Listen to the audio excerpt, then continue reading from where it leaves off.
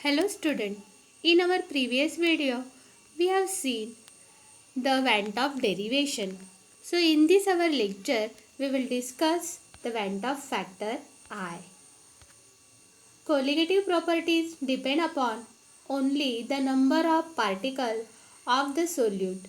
When the solute undergo association or dissociation in a solution using the measure data, abnormal molar masses are obtained. In order to account for this discrepancy or abnormal result which is encountered when the solute is an electrolyte, Van 't Hoff introduced a factor I known as Van 't Hoff factor I, defined as I is equal to observed colligative property, that is the actual property, divided by theoretical or calculated colligative property, that is expected result. Van 't Hoff factor I in a terms of other colligative property is given as, let us see the Van 't Hoff factor for a pressure, that is relative lowering in a vapor pressure. We know it is a ratio of vapor pressure to vapor pressure of solution to vapor pressure of pure solvent. So Van 't Hoff factor I for the relative lowering in a vapor pressure is given as I is equal to delta P by P0 for observed value divided by delta P by P0 for a calculated one. Similarly, for I is equal to delta TE observed value divided by delta TE for calculated value.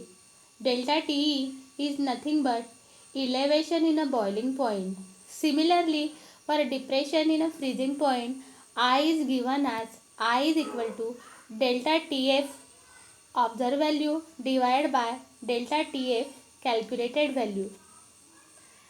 I is equal to pi observed value divided by pi calculated value.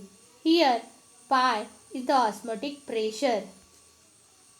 Therefore, the magnitude of colligative properties depend upon number of particles present and inversely on the molar mass of solute.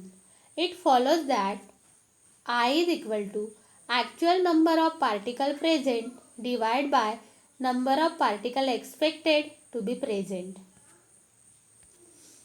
Significance of Van 't Hoff factor I. Number 1.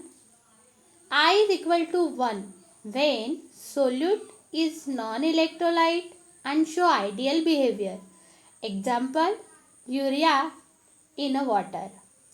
Second significance, I is less than 1 when solute particle associate in a solution.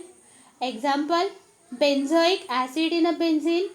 Third significance, I is greater than 1 when solute particle, generally an electrolyte, dissociate in a solution. Example, sodium chloride in a water. So I hope you are getting the Van 't Hoff factor I. If any query regarding this topic, contact me personally. Thank you.